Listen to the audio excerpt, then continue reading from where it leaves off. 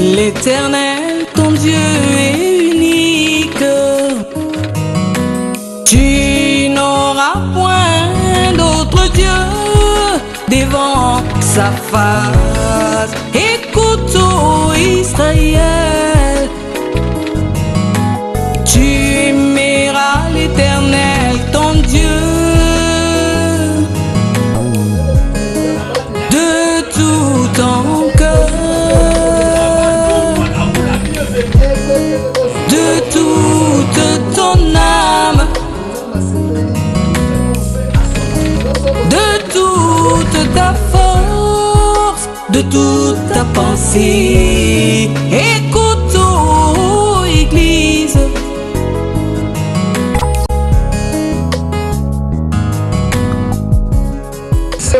qui est dans le tailleur. Mais le deux, il s'appelle le tailleur. Quand le tailleur est en train de couper les habits, moi je peux prendre le même ciseau comme le tailleur.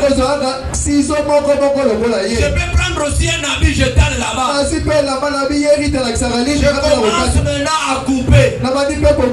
Mais je ne suis pas tailleur parce que je n'ai pas le tailleur. Si j'avais le tailleur et que j'étais tailleur, nous allons coudre l'habit.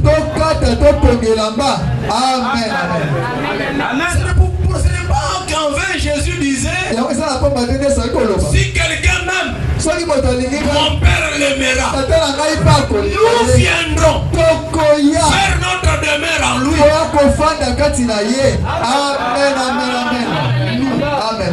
Il dit nous est-ce qu'il ment?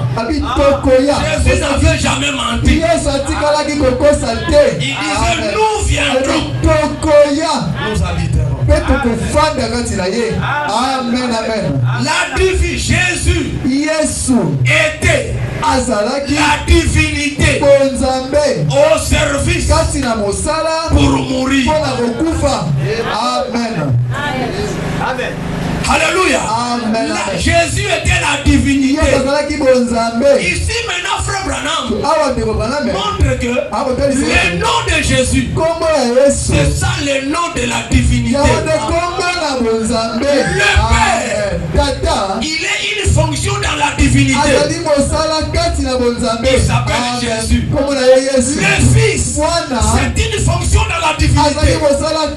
Il s'appelle Jésus. Le Saint-Esprit, c'est une fonction dans la divinité. Ça s'appelle Jésus. Parce que la divinité, c'est le système de Dieu. C'est la puissance de Dieu. C'est tout Dieu. Amen. Mais est-ce que le monde, qu'est-ce que le monde a fait vis-à-vis de la divinité? Ici, Branham ne parle pas d'un homme. Il dit qu'est-ce que le monde a fait vis-à-vis de cela.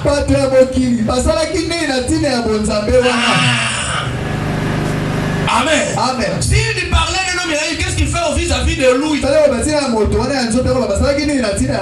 Ils ont refusé cela. Voici pourquoi ils ont fait cela. C'est parce qu'il était effectivement mort. Donc Branham avait le même langage que Jésus. Il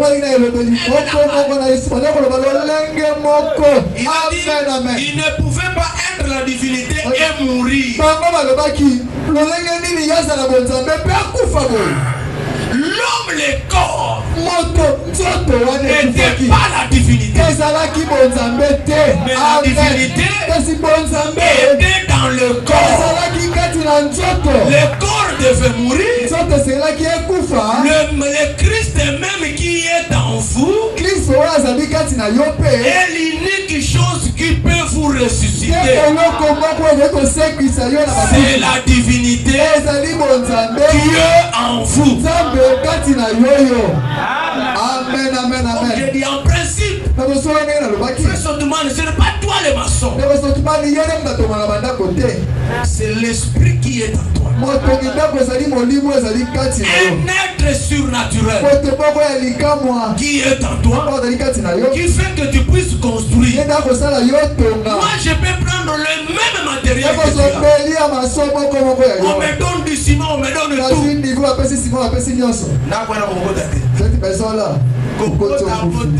Essayez pas parce qu'on doit demander qui a construit. Oh non, c'est Pasteur Moïse. Pasteur Moïse construit. Moi j'ai cru que Pasteur Moïse prêchait. Maintenant il construit. Amen. Parce que je n'ai pas la divinité de la construction. Amen. Amen. C'est ce langage, ça qu'on appelle le langage divin. Le fondement fondamental pour la parole. Qu'est-ce que tu penses? Paragraphe 37. Lorsqu'il était ici sur la terre, j'ai dit ceci en me répétant. Jésus est en train de me répéter à tout moment. Peut-être que ce n'est pas intentionnel. Mais je l'ai dit précédemment. Considérons sa vie. Voici quel type de personne il était. Alors vous pouvez avoir une idée de ce qu'il devait être aujourd'hui. Quand il était sur la terre, il était un exemple parfait de tout ce qui concerne la divinité. Il était la plénitude de la divinité corporellement. Suivez bien. Pour que Jésus et Dieu soit un. Vous me suivez bien. Jésus et Dieu. Pour que nous puissions dire qu'ils sont un. Pour que le Père soit Dieu et le Fils soit Dieu et que le Doux un seul Dieu. Qu'est-ce qui se passe? Lorsque vous dites Jésus est la plénitude de la divinité, vous ne parlez que du Père. Amen. Vous me suivez bien. Quand vous dites Jésus, il est la plénitude de la divinité, faites allusion au Père. Vous êtes en train de parler de l'Esprit. Et quand vous dites plénitude de la divinité, corporellement, là vous parlez le Père et le Fils. Amen. Donc le mot corporellement, ça concerne le Fils. Le nom divinité, ça concerne le Père. Quand Paul dit, il était la plénitude de la divinité corporellement. Il voyait le Père et le Fils mis ensemble. Amen. Amen. Vous êtes là. Branham dit, Dieu habitait en Christ. Le corps de Jésus était seulement le tabernacle de Dieu. C'est là que le Dieu Tout-Puissant lui-même vivait et habitait.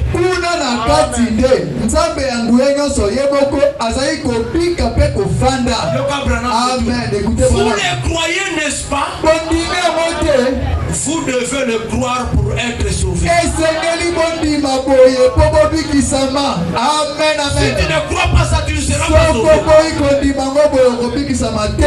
Amen. Amen. Amen. Et quand Jésus était sur la terre,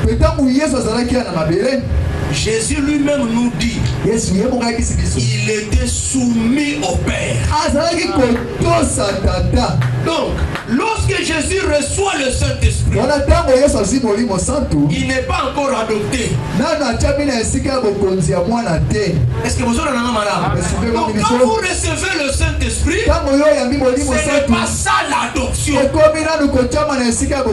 Mais dès que vous recevez, quand vous n'avez pas encore reçu le Saint-Esprit, vous obéissez au pasteur. Vous êtes soumis au pasteur. Quand vous recevez le Saint-Esprit, ce n'est plus le pasteur qui vous conduit. Le pasteur est là pour contrôler comment on vous conduit. Dieu vous a placé là, il a placé pour être votre inspecteur. Alléluia. Maintenant c'est le Saint-Esprit qui vous conduit. Quand vous recevez le Saint-Esprit, vous ne vous appartenez plus. Vous n'appartenez plus à votre famille. Vous n'appartenez plus à la Bible tabernacle. Vous appartenez au Saint-Esprit. Vous venez ici parce que c'est le Saint-Esprit qui vous conduit ici. Amen, amen, amen. Jean 14. Écoutez Jésus dire. Vous êtes là avec moi. Vous êtes là avec moi. Si vous avez les maisons, si vous vous fatiguez, ça m'attriste. Vous allez au 12h25. La banane est à 11h. Vous avez dit 11h, 10h. Oh, donc on a réglé déjà. Pardonnez-moi, je suis encore au milieu. Excusez-moi, j'ai cru que la montre m'a trompé. Si vous m'aimez, supportez-moi. Est-ce que ça n'a pas de dire qu'il a rempli? Je supporte. Bon, la bonne loi, si vous me dites qu'il a rempli, vous dites qu'il est là. Vous dites qu'il a rempli, vous dites qu'il a rempli. Vous dites qu'il a rempli. Amen. Amen. Ces choses, je vous les dis parce que je vous aime. Nous ne pouvons pas mener ça la semaine. Parce que nous sommes les dimanches, on peut profiter. Amen. Amen. Jean chapitre 14, verset 9. Vous avez entendu que je vous ai dit. Je m'en vais et je reviens vers vous. Si vous m'aimez, vous vous réjouiriez de ce que je fais au Père. Car le Père est plus grand que moi. Jésus. Amen. Amen. Il dit le Père est plus grand que moi. Je peux lire encore Jésus. Seigneur Jésus, qu'est-ce que tu dis à moi? Jean chapitre 5, verset 17. Mais Jésus leur dit, mon Père agit jusqu'à présent. Moi aussi j'agis. À cause de cela, les Juifs cherchaient encore plus à le faire mourir. Non seulement parce qu'il violait le sabbat, mais parce qu'il appelait Dieu son propre Père. Jésus reprit donc la parole et leur dit, en vérité, le Fils ne peut rien faire de lui-même. Il ne fait que ce qu'il voit faire au Père. Tout ce que le Père fait, c'est ce qu'il avait fait. Mais il fait maintenant. Le Fils aussi le fait pareillement. Donc le Père c'est l'Esprit. Mais le Fils c'est la chair. Ils sont unis corporellement. Exemple, il y a un tailleur. Si tu retournes là où j'ai parlé des tailleurs, celui qui coupe les habits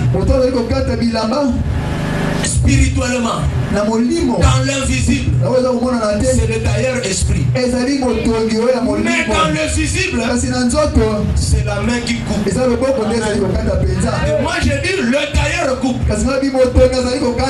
Mais si je suis un aigle, je regarde. Je dirais, c'est l'esprit d'ailleurs qui coupe. Ils sont corporellement. Parce que c'est la main physique qui est en train de couper pendant que l'esprit coupe. Alléluia. Amen, amen. Jésus, amen. verset 20. Car le Père aime le Fils et lui montre tout ce qu'il lui fait. Et il lui montrera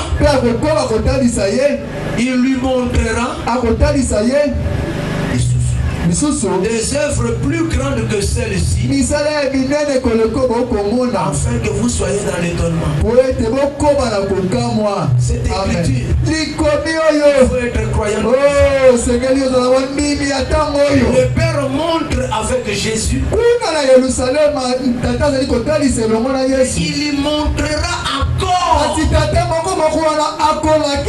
des œuvres plus grandes que celui de Jésus. Branham dit, ce que Dieu a fait avec Jésus de Nazareth. Alléluia. Amen. Vous blasphémez contre ça, Dieu vous pardonne. Et ce que Dieu fait avec William Branham, vous blasphémez contre ça, vous n'aurez pas de pardon. Amen. Amen. Jésus, qu'est-ce que tu dis encore? Paragraphe verset 30. Je ne peux rien faire de moi-même. Après ce que j'entends, c'est que je juge. Mon jugement est juste. Parce que je ne cherche pas ma volonté, mais je fais la volonté de celui qui m'a envoyé. Amen. Amen. Amen. Amen. Jean chapitre 8. Nous lisons verset 29. Jésus, qu'est-ce que tu dis encore? Celui qui m'a envoyé est avec moi. Il ne m'a pas laissé seul. Parce que je fais toujours ce qui lui est agréable. Je peux continuer encore. Jean chapitre 10. Verset 18. Jésus, qu'est-ce que tu dis? Personne ne me l'ôte, mais je la donne de moi-même. J'ai le pouvoir de la donner. J'ai le pouvoir de la reprendre. C'est l'ordre que j'ai reçu de mon Père. Je peux continuer encore. Jésus, qu'est-ce que le Père t'a dit encore? Verset 32. Jean 10, 32. Jésus leur dit, je vous ai fait voir plusieurs œuvres venant de mon Père, pour laquelle me lapidez-vous. Écoutez les Juifs qui avaient bien compris. Les Juifs lui répondirent, ce n'est point pour une bonne œuvre que nous te lapidons, mais c'est parce que tu blasphèmes. Parce que toi qui es un homme, qui te fait Dieu. Amen. Si les incrédules l'ont compris, pourquoi nous les croyants nous voulons pas comprendre? Jésus, qu'est-ce que le Père a dit encore? Jean chapitre 10, 12. Verset 42. Écoutez Jésus parler. Cependant, même parmi les chefs, plusieurs crurent en lui. J'étais à 42. Prenons 49. Il y a des gens qui écoutaient, ils ont quand même cru. Mais ils ne voulaient pas les manifester parce qu'ils avaient la crainte. Amen. Amen. Écoutez. Verset 44. Jésus s'est écrié. Celui qui croit en moi, il ne croit non pas à moi, mais il croit en celui qui m'a envoyé. Celui qui me voit, voit celui qui m'a envoyé. Verset 49. Car je n'ai point parlé de moi-même, mais le Père qui m'a envoyé m'a prescrit lui-même ce que je dois dire et annoncer. Est-ce que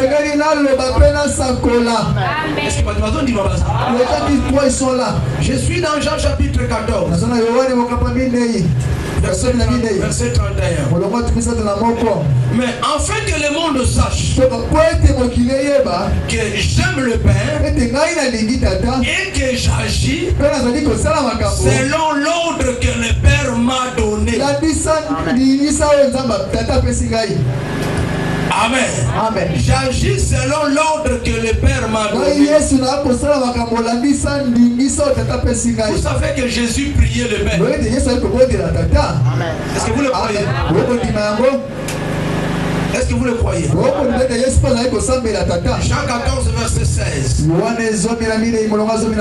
Et moi, je prierai le Père. Il vous donnera un autre consolateur, afin qu'il demeure éternellement.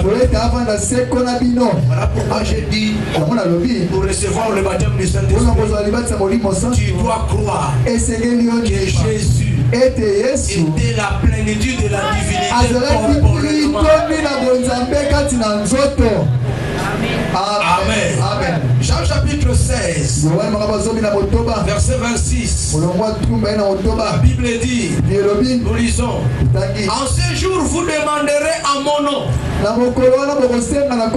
Je ne dis pas que je prierai le Père pour vous, car le Père lui-même vous aime, parce que vous m'avez aimé et que vous avez cru que je suis sorti de Dieu.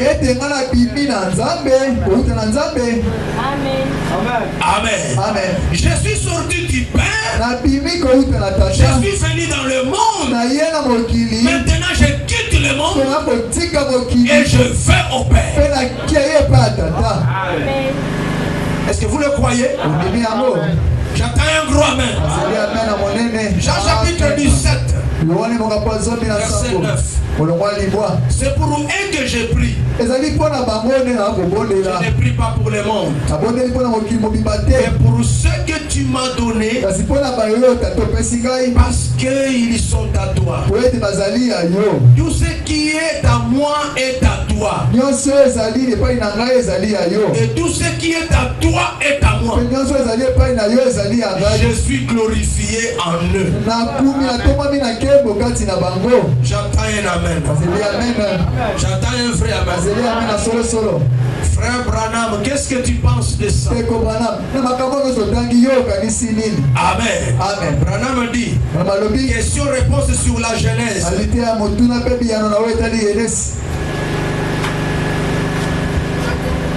Branham dit ceci. Maintenant, si vous prêtez vraiment attention maintenant,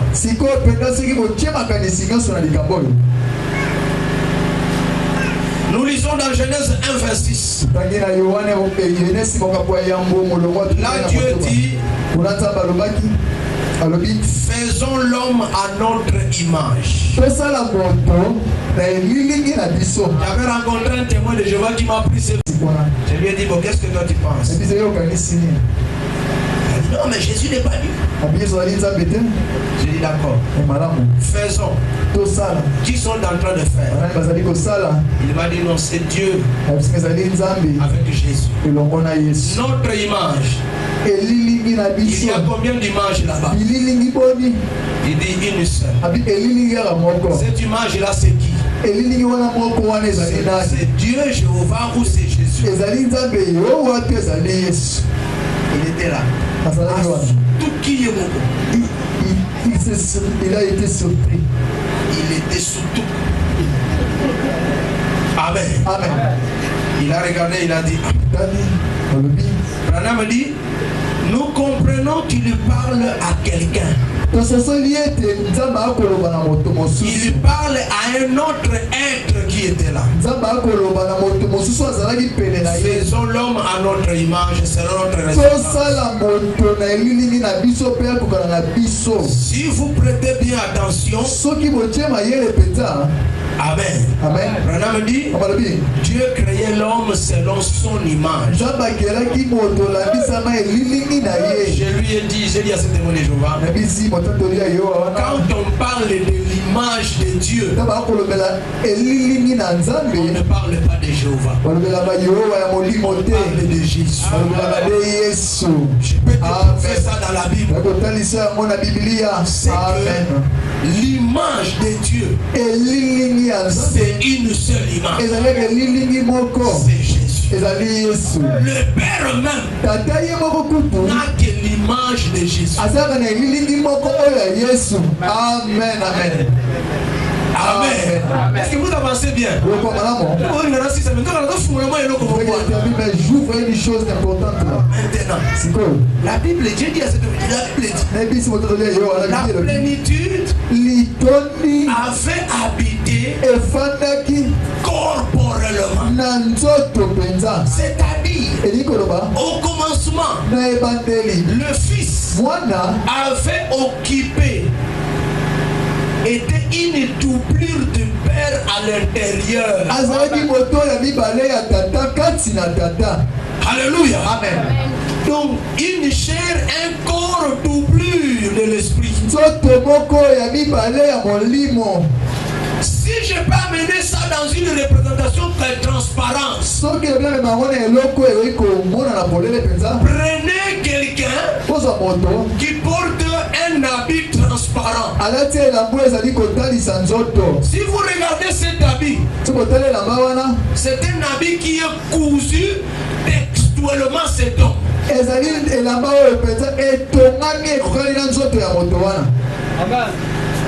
Na invité ceux qui vont voir un dessin animé, il y a Superman. Amen. Vous êtes là? Amen. Quand on voit un dessin animé à Superman, le code de l'image. Donc quand vous prenez l'habit de Superman, c'est textuellement lui. Amen. Amen. Mais c'est un habit. Donc quand vous prenez l'habit, Amen. Amen. Et que vous, ça c'est l'habit. Maintenant quand vous prenez l'homme qui est conçu pour porter cet habit, lorsqu'il porte cet habit là, vous sentez que ça le colle comme une doublure. Quand vous le regardez, si vous ne faites pas attention, vous trouverez que cet habit parfois porte la même couleur de peau de cet homme. Amen. Amen. Amen. C'est que l'extérieur ici dans l'éternité, cet habit là, c'était Elohim. Et le corps là, qui devait porter Elohim, c'était Jésus. Amen. Amen. Jésus homme. Et Elohim c'était Jésus esprit. C'est le seul moyen de bien comprendre. Vous êtes là. Maintenant quand Jésus devait venir au monde, il est sorti du Père. Le corps, l'habit est resté. Amen. Amen. Maintenant le corps est entré dans Marie. Il a grandi. Le jour du baptême d'eau, le corps qui était resté au ciel, au lieu de venir envelopper la chair, mais il vient entrer à l'intérieur et il devient une puissance qui enveloppe tout le corps. Alléluia. Et c'est ça la plénitude de la divinité corporellement. Voilà. Est-ce que j'avance bien? J'avance bien. Donc maintenant, là-bas dans l'éternité, l'image de Dieu était à l'intérieur de Dieu. Mais quand nous sommes venus sur le temps, maintenant l'image de Dieu c'est cette chair. Maintenant la divinité entre maintenant à l'intérieur de l'image. Si tu déchires la chair, tu verras la divinité là-bas. Mais là-bas dans l'éternité, quand tu déchires la divinité, tu vois un corps à l'intérieur. Amen. Est-ce que vous avez un malade? C'est comme qui dirait, en l'éternité, toi tu étais en Christ. Estime bien. Dans l'éternité, ce n'était pas Christ qui était en toi, mais c'est toi qui étais en Christ. Maintenant que tu viens sur la terre, quand tu reçois le Saint-Esprit, c'est toi, c'est Christ maintenant qui entre en toi. Amen. Amen. Amen. Voilà. Amen. Estime bien. Défendez bien. Ah, Dieu soit loué.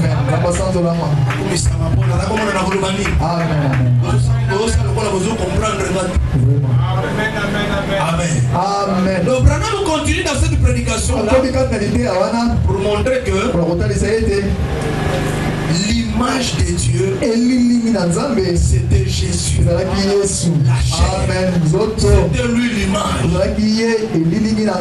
Amen. C'est comme quand on vous tire une photo. On tire votre image. Ça c'est un problème de photo. Mais en Dieu il y a la réalité.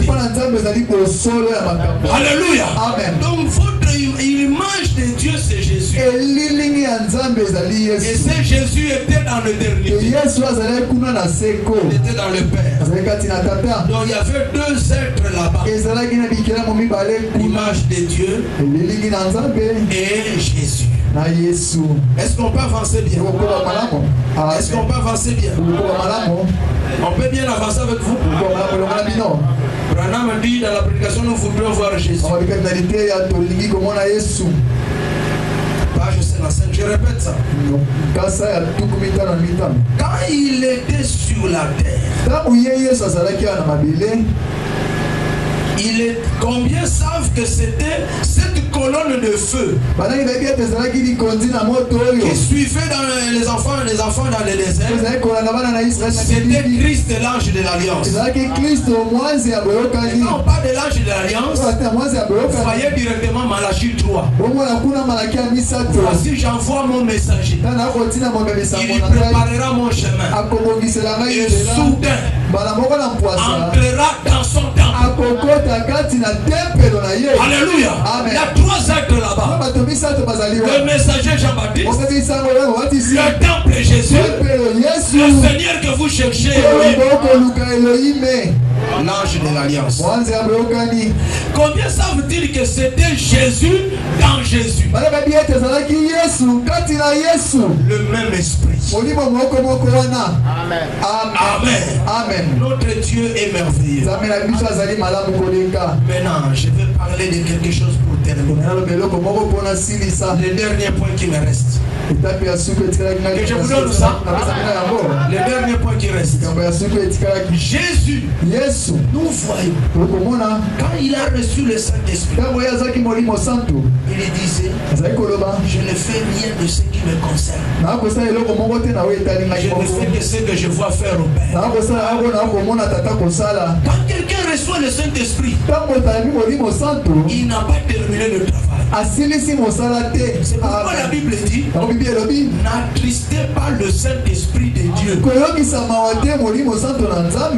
lequel vous avez été scellés. C'est l'écriture de Ephésiens chapitre 4 verset 30. Ne concerne que ceux qui ont reçu le Saint-Esprit. N'attristez pas le Saint-Esprit de Dieu, par lequel vous avez été scellés. Ça ne concerne pas quelqu'un qui est dans la sanctification. Celui qui est dans la sanctification, il attriste c'est le pasteur. Mais quand quelqu'un reçoit le baptême du Saint-Esprit, le pasteur ne s'occupe pas de lui. Alléluia. Quand il va vers lui, il donne la parole. Si cet homme ne croit pas, le Saint-Esprit qui est en lui va le fouetter. On ne peut même pas le livrer à Satan. Dès que vous entrez dans cette procédure, lui-même sans avec le Saint-Esprit, il est mal à l'aise.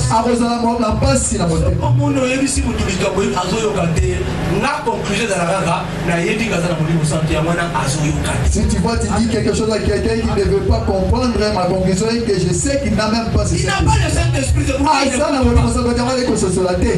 Amen. Amen. Si quelqu'un a le Saint-Esprit, il écoute le Saint-Esprit. Le Saint-Esprit le reproche. Cet homme-là peut tomber. Il peut tomber avec votre femme. Mais il a le Saint-Esprit. Il peut tomber avec 50 femmes. Il peut commettre des erreurs multiples. Mais pour savoir qu'il a le Saint-Esprit, prenez seulement la parole. Lisez ça seulement. Nous écoute. C'est le Saint-Esprit qui écoute. Le Saint-Esprit dira Amen. Terminé. Cet homme ne dormira jamais jusqu'à ce qu'il fasse agenouiller. Mais s'il n'a pas le Saint-Esprit, il faut trouver des méthodes. Il faut trouver des moyens. Quand quelqu'un reçoit le Saint-Esprit, son entendement change. Il ne comprend pas les choses comme tout le monde. Même s'il commet une erreur, son entendement change. C'est pourquoi Branham disait, ne vous moquez pas de quelqu'un qui a le Saint-Esprit même quand il dort. Tu peux attrister le Saint-Esprit qui est en lui. Soyez toujours prudent devant quelqu'un qui a le Saint-Esprit, parce que cet homme ne parle pas de lui-même. Amen. Maintenant, quand Jésus reçoit le Saint-Esprit, il n'est plus conduit par Joseph. Il n'est plus conduit par Marie. Il n'est plus conduit par ses sentiments. Il y a une doublure à l'intérieur. C'est Elohim lui-même qui est en train de conduire Jésus. C'est là où commence le travail. C'est là où commence la lutte. Sans le Saint-Esprit, tu ne fais rien. Il fait les choses sur la terre, mais pas au ciel. Au ciel là-bas, on te connaît quand tu as le Saint-Esprit. J'entends un amen. Donnez-moi un peu de courage. C'est pas encore terminé, vous le prenez. Si vous apprenez à quelqu'un à vos côtés, vous dites pasteur, prêche des choses, vous direz pasteur, nous l'avons pas. Tu prêches ça là-bas, pourquoi tu ne le dis pas ici? Parce que je vous aime, je le dis. Et vous aussi, si vous aimez, vous écouterez ça.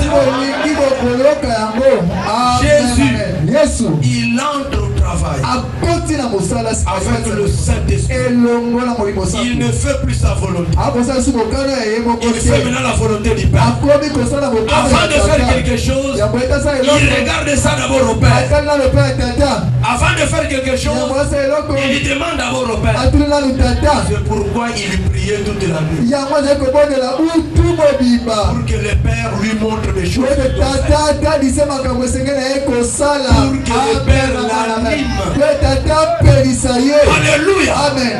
Quand vous n'avez pas le Saint-Esprit, vous allez faire n'importe quoi. Vous allez mentir toutes ces choses. L'église est tout. Mais quand il reçoit le Saint-Esprit, il ne tombera pas. Et restez dans cette idée. Alléluia. Quand tu tombes, tu peux tomber. Tu es un un être humain. Jésus était différent. Moi, je ne suis pas différent. Mais la différence, c'est mon action. La réaction que j'aurai après avoir compris que j'ai tombé. Et que je comprends. Cette compréhension ne va pas dormir toute la nuit. Oh non, je suis un homme, même si je suis un homme. Non. Dès que tu le fais, ton cœur va commencer à se battre. Tu peux pleurer, les gens ne savent pas pourquoi tu pleures. Cela ne te laissera jamais à l'aise. Jusqu'au jour où tu répareras ces choses. Amen. Mais si tu veux être béni, dès que tu sens cela, répare. J'attends un amen à la chose. Jean chapitre 4. Écoutez ce que la Bible dit. La Bible nous montre. Dans Jean chapitre 4. Verset 34. Jésus leur dit, ma nourriture, c'est de faire la volonté de celui qui m'a envoyé. Quand il a reçu le Saint-Esprit, il ne faisait plus sa volonté. Il ne faisait que la volonté du Saint-Esprit. On te réveille, ne dors pas. Amen. Amen. Jean chapitre 5, 19 à 20. Ça, j'avais déjà lu ça. Verset 30, je l'ai lu. Acte chapitre 2. Amen. Amen. Acte 2. Verset 36. Verset 36. Que toute la maison d'Israël sache avec certitude que Dieu a fait Seigneur et Christ. C'est Jésus que vous avez crucifié. Amen. Donc pendant que Jésus reçoit le baptême du Saint-Esprit, Jésus commence maintenant à marcher vers l'adoption. Donc il quitte le fleuve Jourdain pour aller à la montagne de transfiguration. Est-ce que vous me suivez bien? Est-ce que vous me suivez bien? Est-ce qu'on me suit bien? Donc Jésus, il quitte la montagne de transfiguration. Il quitte le fleuve Jourdain. Il va maintenant à la montagne de transfiguration. Qu'est-ce qui se passe à la montagne de transfiguration? Vous êtes là avec moi? Jean chapitre 10. C'est Jean 17. Non, Matthieu 17. La Bible nous dit. Oh Bible. Qu'est-ce que tu dis? Voyez comment les choses se sont passées. 6 jours après, Jésus prit avec lui Pierre, Jacques et Jean. Son frère et les conduisit à l'écart sur la montagne. Il fut transfiguré devant eux. Son visage resplendit comme le soleil. Et son vêtement devint blanc comme la lumière. Et voici Moïse et Élie leur apparurent, s'entretenant avec lui. Amen. Amen. Moïse et Élie s'entretenir avec lui. Pierre a regardé, il a dit Seigneur, il est bon que nous soyons ici si tu veux. Je dresserai ici 3 tentes. Une pour toi, une pour Moïse, une pour Élie. Comme il y parlait encore, une nuée lumineuse le couvrit. Et voici une voix se fit entendre de la nuée. Celui-ci est mon fils bien-aimé, en qui j'ai mis toute mon affection. Alléluia. Amen. Ça c'est la même chose comme au Jourdain. Mais ce qui différencie c'est quoi? Écoutez-le. Amen. Amen. Amen. Donc ce jour-là, Jésus a atteint l'adoption.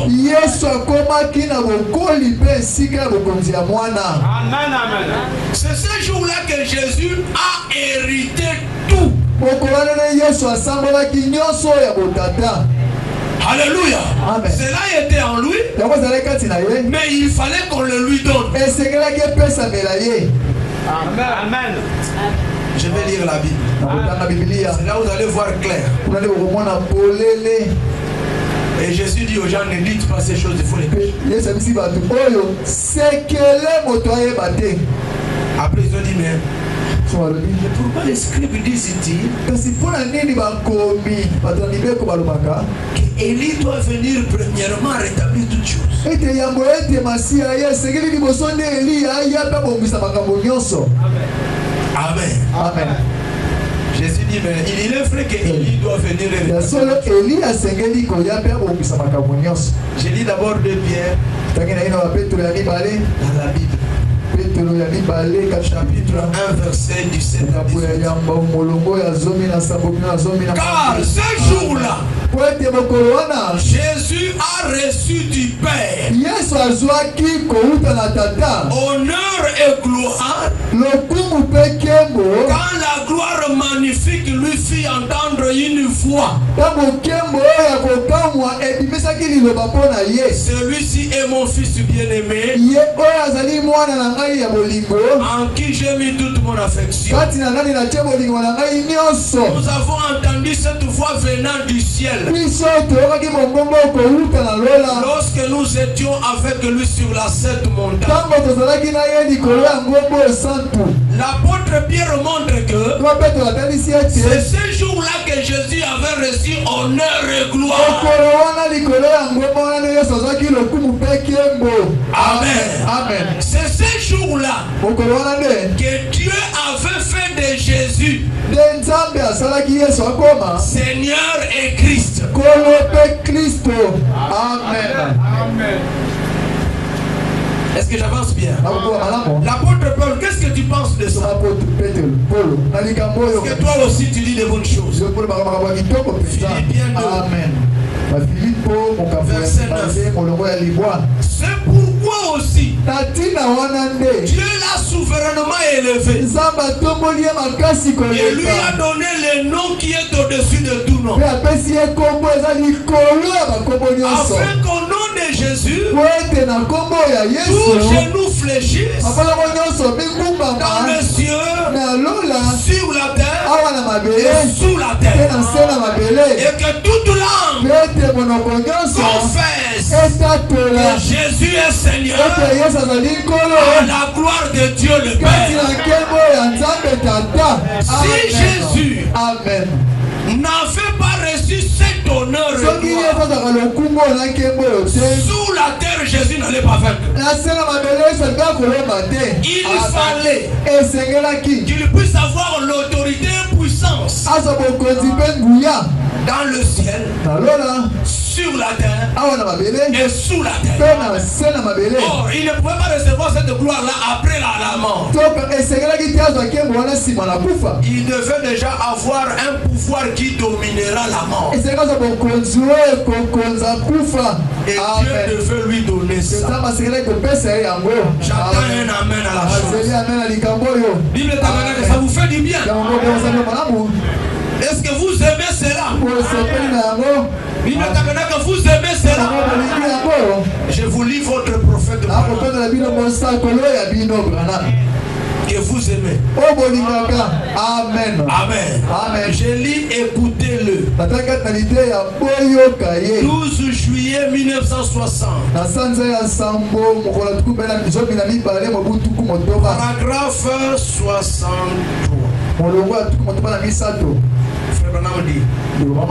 Non, prenons 61 d'abord.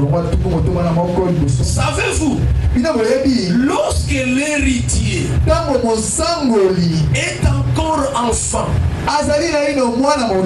bien qu'il est le maître de tout, on ne peut pas lui confier l'héritage parce qu'il agit comme un esclave. Mais on doit le soumettre à des tuteurs. Jésus était héritier du ciel et de la terre et sous la terre. Le premier-né de la création. Il devait être aussi le premier-né d'entre les morts. Amen. Amen. Mais il était soumis à un tuteur. Le Saint-Esprit. C'était lui son tuteur. Qui l'a fait grandir, qui l'a conduit, qui l'a conduit. Et puisque Jésus obéissait au tuteur, se soumettait au Saint-Esprit, il faisait tout ce qui est agréable au Père. Savez-vous ce qui arrivait par la suite quand ce garçon atteignait un certain âge?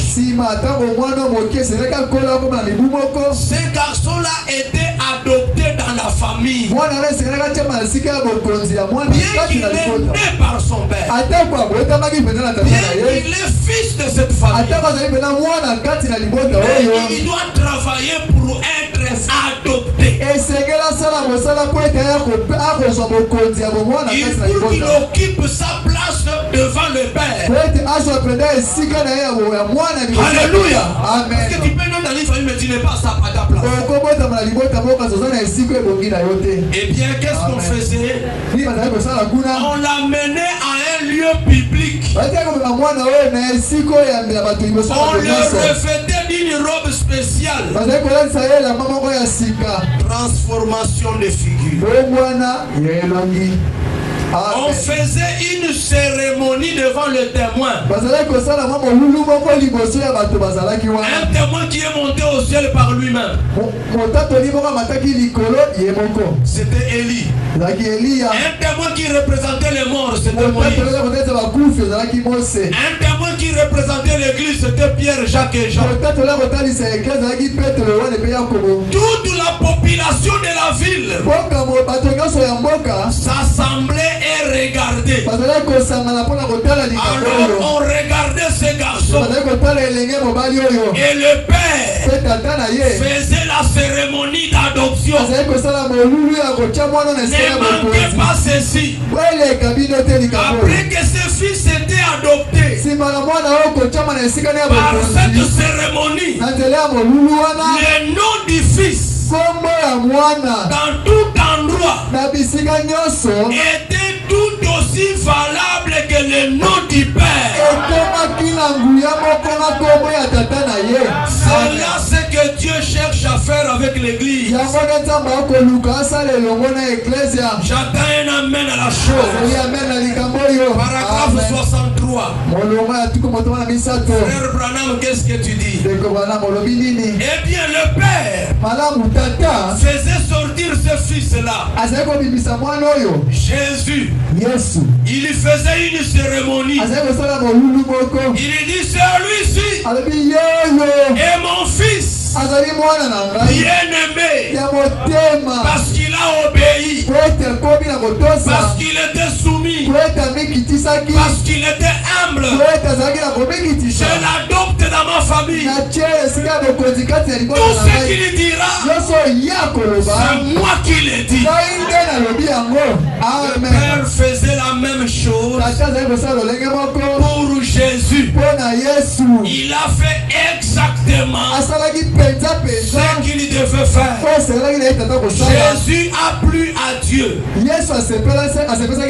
Dieu l'a amené là-haut. Il a pris 3 témoins de la terre.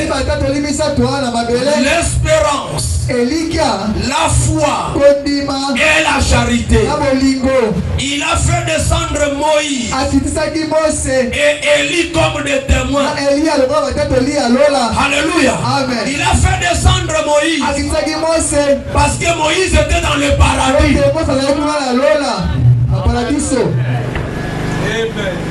Amen. Comme témoin de cette glorieuse adoption. Et Jésus était transfiguré. Il porta l'image du Père. Parce que le Père habite dans la nuée. Lui, un être humain, il porte une image de la nuée. C'est l'image de son Père.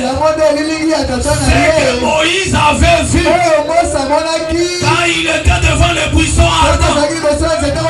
Cette image-là était là devant Pierre. C'était une robe spéciale, une onction spéciale. Quand ils ont regardé, ils l'ont vu briller de la gloire de Dieu. Et une fois dit, écoutez-le. Amen. Amen. Vous êtes là? Amen. Vous êtes là? Ne soyez pas fatigués, je vais lire ça. Dieu a dit, paragraphe 70, Dieu a dit, écoutez-le. C'est maintenant, n'écoutez plus Moïse. N'écoutez plus la loi. N'écoutez plus tout ce que vous lisez. Écoutez-le. Il a de la miséricorde pour vous. Il a des dons pour vous. Il est monté en haut, il a fait des dons aux hommes. Quand vous comprenez ça, c'est là où vous pouvez prendre maintenant l'exemple de Joseph. Comment il avait eu le pouvoir de Pharaon. Et tout ce que Joseph faisait, c'est Pharaon qui le faisait. Amen. Amen.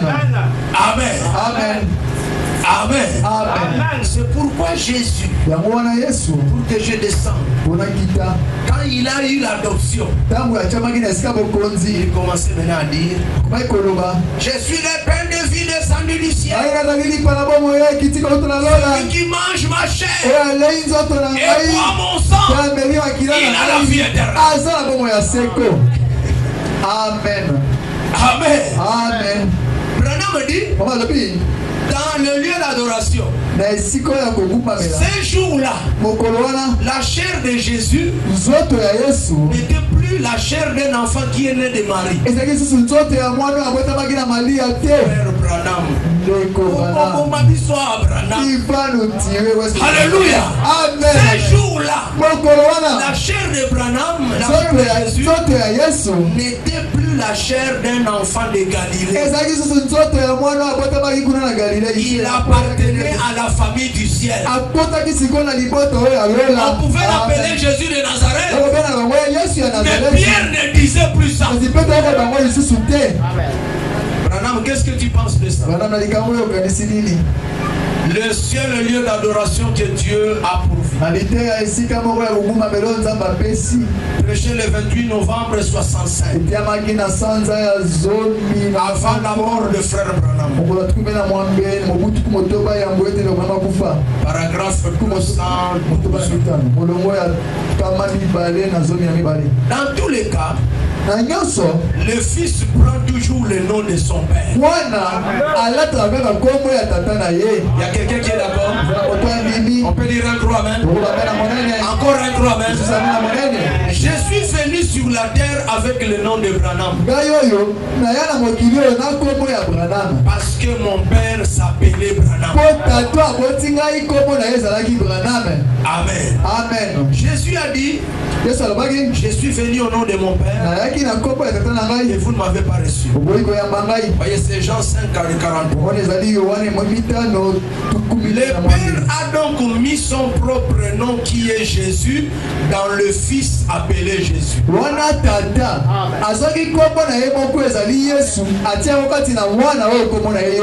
C'est lui le chemin, la porte de la maison et tout. Il est le lieu d'adoration que Dieu a choisi pour faire résider son nom. Dieu n'a jamais mis son nom en moi, Branham. Dieu n'a jamais mis son nom dans votre église. Dieu ne l'a jamais mis dans aucune église. Mais il l'avait mis en Christ. Ce nom est dans la parole parce qu'il est la parole. La parole interprétée, c'est la manifestation du nom de Dieu. C'est sur cette pierre que je bâtirai mon église. Alléluia. Depuis la montagne de transfiguration, le nom de Jésus, la chair de Jésus, c'est la chair parole. Là maintenant Jésus est mis à sa position. Il est placé à son endroit. Il était la parole.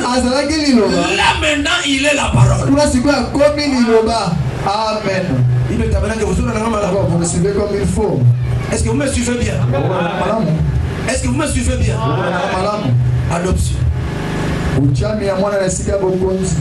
Troisième partie. Page 96. Paragraphe 192. Or Dieu a fait la même chose pour son fils. Il a conduit sur la montagne de transfiguration. Branham a dit, Jésus a été glorifié. Il a été revêtu de la robe de l'immortalité.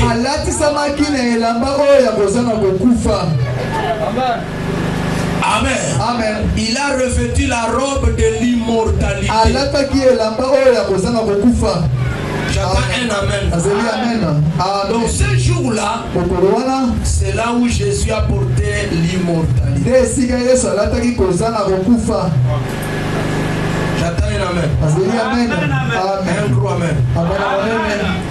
Et Branham dit, suivez maintenant cette partie qui va terminer les choses. 2 citations seulement, je vais vous lire. Il y a un enseignement qui circule quelque part dans le monde, dans de différentes régions. J'en ai beaucoup entendu parler, sur lesquels, selon lesquels Jésus serait ici sur la terre et qu'il marche dans un corps, qu'il se présente là et fait telle chose. Ça, c'est un mensonge. C'est son esprit qui est ici et il cherche à placer son église en ordre. Il veut la placer dans le pays promis pour que tous les ennemis soient chassés. J'attends un amen. Donc dès que tu comprends cet enseignement sur la divinité, c'est là où tu comprends la seconde vie. Vous êtes là. Nous venons de voir le jour du baptême de Jésus. Nous avons le corps d'Élohim et nous avons le corps de Jésus. Amen. Amen. Le corps corps d'Elohim, c'est la plénitude de l'esprit. Qui est la plénitude de l'esprit, plénitude de la divinité, devait entrer dans le corps de Jésus et y habiter corporellement. On peut dire Amen. Amen. On peut dire Amen. Maintenant, Jésus est monté au ciel. Amen. Quand il est monté au ciel, il est monté avec tous les deux. Et la plénitude de la divinité et le corps physique. Quand il arrive au ciel, il prend le corps physique, il le met sur le trône. Il prend une partie de sa divinité. Ce n'était pas une plénitude. Il envoie ça dans l'âge de Fès. Il continue à envoyer partie par partie jusqu'à l'âge de la Odyssée. Dans l'âge de la Odyssée, il n'a envoyé qu'une partie. Alléluia. C'est pourquoi on appelle ça pluie de l'arrière-saison. Maintenant, la partie appelée plénitude qui était restée, il attendait que Branham termine d'abord sa mission dans la Odyssée. Amen. Premier poule, deuxième poule. Lorsque maintenant nous arrivons sur la montagne de transfiguration d'aujourd'hui, Amen.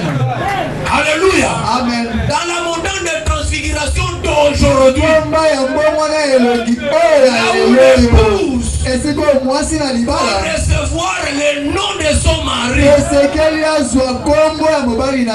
Dieu prend la plénitude, pas le corps Jésus, mais il prend toujours l'esprit, la quantité qui était restée,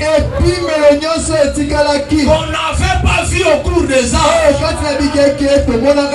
le ministère, alléluia, du Fils de l'homme, le ministère qui était dans Jésus sur la terre, est entré dans William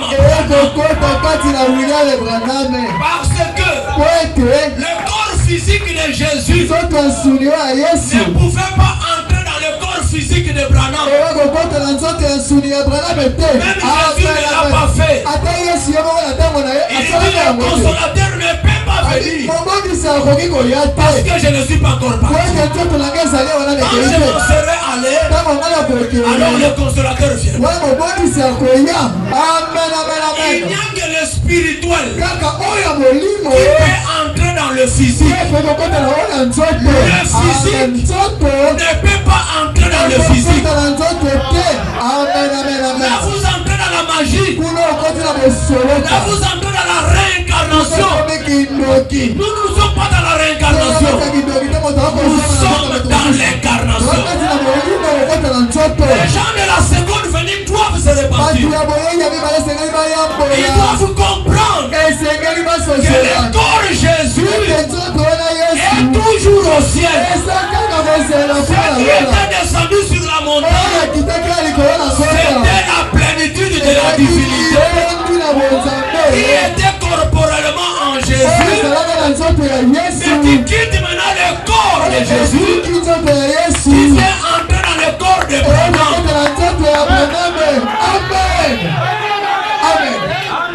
Amen. Mais dans le corps de Branham, il n'est pas corporellement. Est-ce que vous êtes là? Il n'est pas corporellement. Il est là. Parce qu'il savait.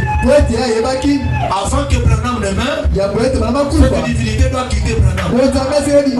S'il était corporellement dans Branham, Branham devait monter physiquement.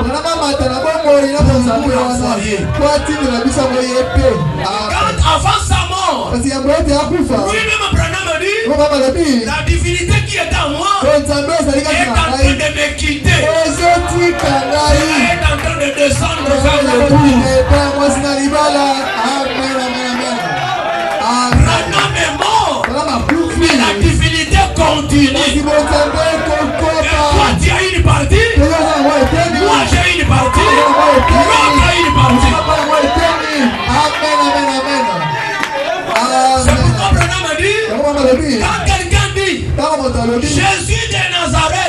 maintenant sur la terre, dans un certain corps, c'est un mensonge. Amen. Alléluia. Amen. Moi je crois que c'est Jésus Elohim qui est sur la terre. Mais Jésus de Nazareth, il est là au ciel. Il n'y a qu'un seul médiateur entre Dieu et les hommes. C'est Jésus-Christ le Amen, Son esprit est avec nous. La prédication convaincue alors concernée. Est-ce que vous êtes là? Est-ce que vous êtes là? Il y a une brochure là qui m'est arrivée, c'est très bon. Frère Patrick, tu veux chercher ça? C'est ma table là. Parmi toutes les brochures que vous avez regardées, c'est le lever du soleil. Je vais la lire pour que ça reste dès aujourd'hui. Et dans la couleur bleue, il y a la voix de Dieu. Je lis. Convaincu à leur constat. Paragraphe 31. Or, l'apparition du Seigneur, c'est maintenant. Lorsqu'il apparaît dans son peuple, son esprit est en train d'œuvrer au milieu de nous. Cela nous montre que c'est lui. Il est en train de préparer les gens pour l'enlèvement, pour la venue du Seigneur Jésus. L'apparition et la venue sont différentes.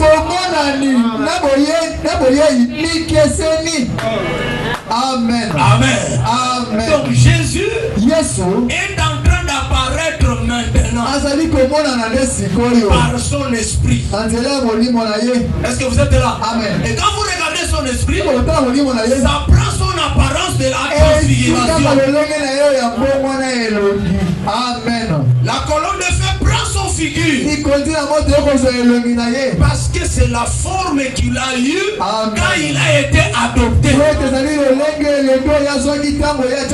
sur la route de Damas, c'était comme ça. Même quand il viendra chez toi, ça sera comme ça. Amen. Amen. Est-ce que vous êtes là? Mais je vous dirai dans cet âge, quand il est venu rencontrer Branham du haut de la chair, la figure ici était là et Branham se trouvait à l'intérieur de cette gloire. Il y avait une ombre de Jésus, mais avec Branham à l'intérieur. Amen. Alléluia. Amen. Donc la seconde venue, nous l'attendons.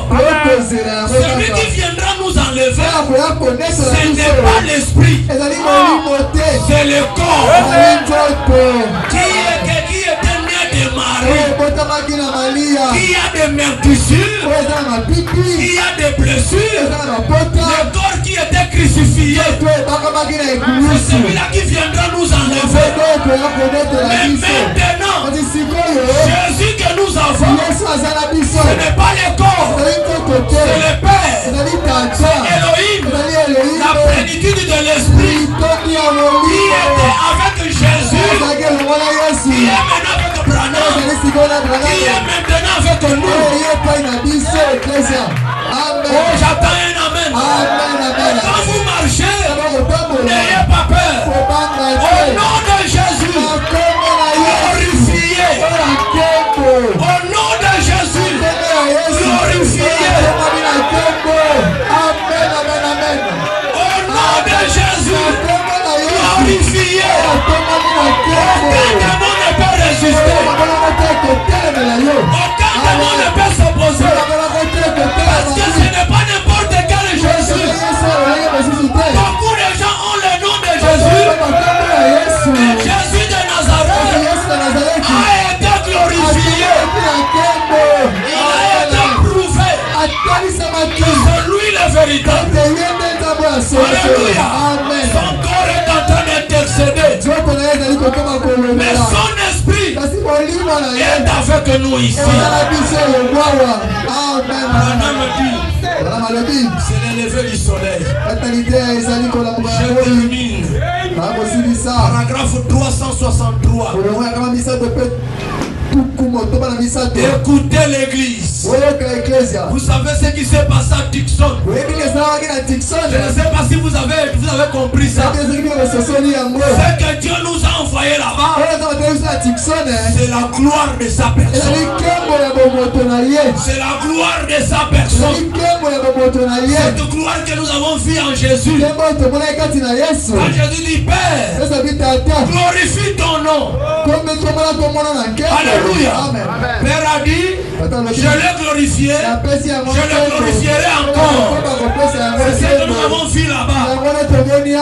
Branham dit, Dieu bien-aimé, nous faisons ceci au nom de Jésus-Christ. Jésus-Christ. Jésus glorifié. Le seul nom qui nous a été donné, par lequel nous puissions être sauvés et guéris. Ces gens sont des citoyens du ciel, les possesseurs de la puissance, vivifiante. Vivifie là pour eux. Maintenant même, que l'esprit passe d'aigle à l'aigle. Si cela quitte l'aigle Jéhovah, ça entre dans l'aigle Branham, ça descend jusque dans l'aigle la Bible. Que l'esprit passe de parole à parole jusqu'à ce que la plénitude de Jésus-Christ soit manifestée dans chacun de ses corps. Quel que soit leur besoin physique ou spirituel, agit au nom de Jésus-Christ. Que la plénitude, alléluia, que la plénitude de Jésus-Christ descende maintenant en vous, entre dans votre corps. Cela vous donne tout ce dont vous avez besoin. Que la plénitude guérisse les malades au nom de Jésus-Christ. Que chaque malade ne puisse pas rentrer malade, qu'il soit guéri au nom de Jésus-Christ. S'il y a quelqu'un qui a besoin du Saint-Esprit à cause de la descente de l'homme, Jésus-Christ est glorifié. Il reçoit le Saint-Esprit au nom de Jésus-Christ.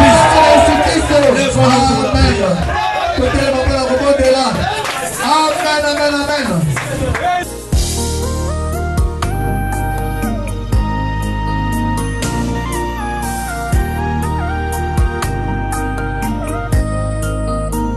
Molimo na ngai ebongama kasi nzoto ekokoka te mpona bolembusu nganga yawe kosalela yo na kosenga lisungi na yo kote satana monguna na ngai atiki ngai te soki petelo moninga na yo ya motema